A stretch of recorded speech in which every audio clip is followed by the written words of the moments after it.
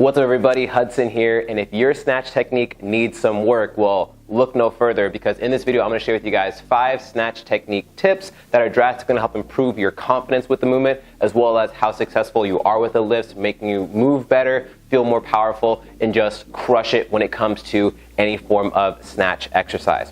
So getting right into it, the very first tip we're going to go over, which is a universal tip that I give to almost every single one of my athletes with pretty much almost any kind of compound lift, and that is to use the full foot the entire time you're doing the lift. So when it comes to the snatch, when I have people set up, I want to make sure they have pressure in their toes, on the sides of their feet, as well as their heels, so their full foot is being pressed down into the floor.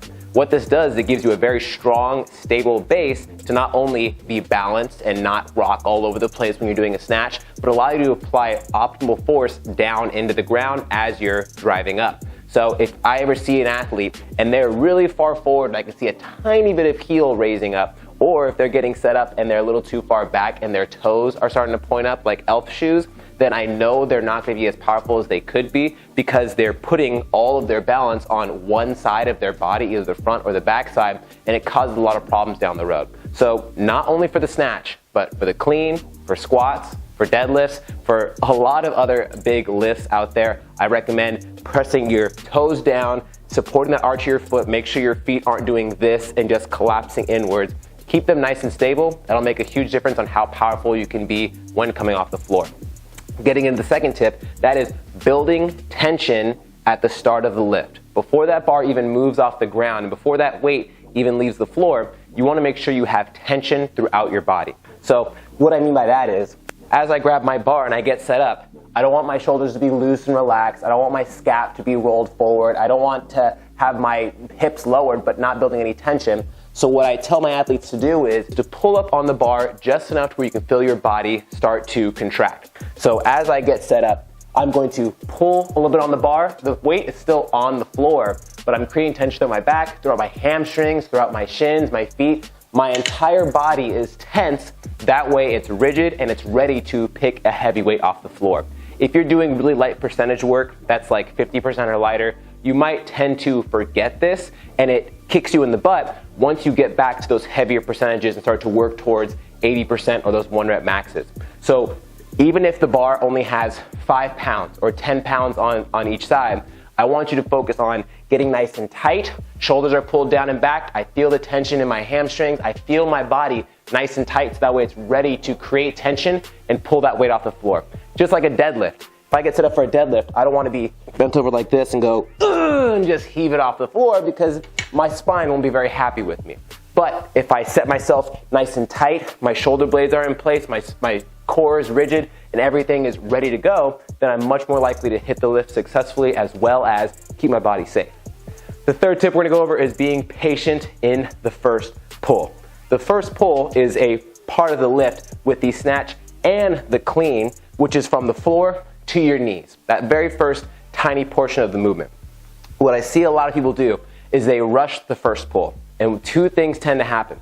Is either A, they rush it and they don't pull their knees out of the way, and if their knees are still forward and not vertical stacked over their heels, then that bar is going to go around and it's that much harder to pull it back into you, and that bar is more likely to start floating away. So you'll very commonly see people rush that pull and they go boom, that bar has already created half a foot to almost a foot of distance from your body, making you less likely to be successful at hitting the lift, and probably chasing that bar way out in front of you and not being successful that way, or hitting a very, very ugly, not efficient snatch.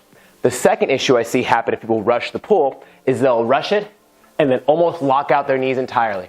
So obviously we want to have our knees out of the way so that bar is a straight path, but if my legs are almost locked out, I pretty much have no power being produced from my legs anymore. It's just hips. I no longer have any drive to pick that bar up. I'm now treating it like a kettlebell swing, which is also going to not only limit the amount of power we have, but push that bar away from us again. When it comes to snatch and cleans, the name of the game is how close can I keep that bar to my body. So slowing down that first pull just enough to where my shins are vertical, my hips are back, but my toes are still down. I'm not rocking so far back. My toes are doing the elf shoe thing again. I'm nice and controlled here. I could pause here, hang out if I needed to, and then finish out the lift from there. knowing that I have balance, I'm still using my leg drive, and it's gonna help me keep that bar close to my body. Once I've had that smooth first pull, that's when we start to speed it up once we've cleared the knees. Fourth tip we're gonna go over, let me catch my breath first. Fourth tip we're gonna go over is having flat feet once you get to the power position. So the power position is right before you reach that triple extension. So if I pull that bar up, I had a smooth first pull, I'm starting to speed up. As I get to my hips, my feet are still flat in this position. What I see a lot of people do is once they start to clear the knees, they're already shifting onto their toes and their heels are coming off the floor. And what this tends to do is put a lot of your weight forward and have you chasing that bar out in front. So we want to stay in that flat-footed position from the start all the way until we're about to get to the hips. Once we're at the hips and my shoulders are behind the bar, that's when I extend and then pull up on the barbell. I don't want to get onto my toes too soon until the bar meets my hips, and that's where I reach that full extension. Now, all of these tips are very, very important, but I would probably say out of the 5 that we're covering today, number 5 is one of the most important when it comes to getting that bar up in the air and catching it overhead, and that is continuing to drive up once that bar has reached your hips. What I see a lot of people do is one of two things. As soon as they get to that power position, they start to lean back and then bring their hips forward and then push the bar away like this, and they have an excessive extension of their lower back. A little bit of a lean back is okay because we want to be able to pull ourselves around the bar once we're ready to get underneath it. But I see a lot of people do this excessively, and they push that bar out in front of them, the bar rainbows away, and they're very lucky if they catch it overhead and don't do anything funky with one of their shoulders. The other issue that I see is as soon as they get to their hips, they kind of extend, but they already start pulling themselves underneath and don't get that bar as high as they can with just their lower body first before their arms take over. So every single time when I tell my athletes, I want you to get as tall as you can. I want you to get your head to the ceiling. I want you to keep driving up to put as much power into the bar as we possibly can. So once we start clearing our first pull, we're getting ready to the power position, I get as tall as I can and I keep pulling until I can't anymore.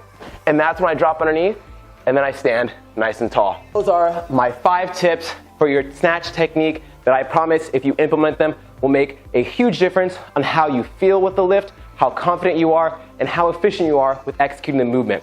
This was one of the videos that was requested on my Instagram, so if you don't follow me on Instagram, follow me at ConstantlyVariedFitness, as well as like and subscribe if you enjoyed this video, and check out the videos I have posted aside, because if you need more snatch work, I got you. I got plenty of videos to help you out. Let me know down below in the comments what you want to see in the next video.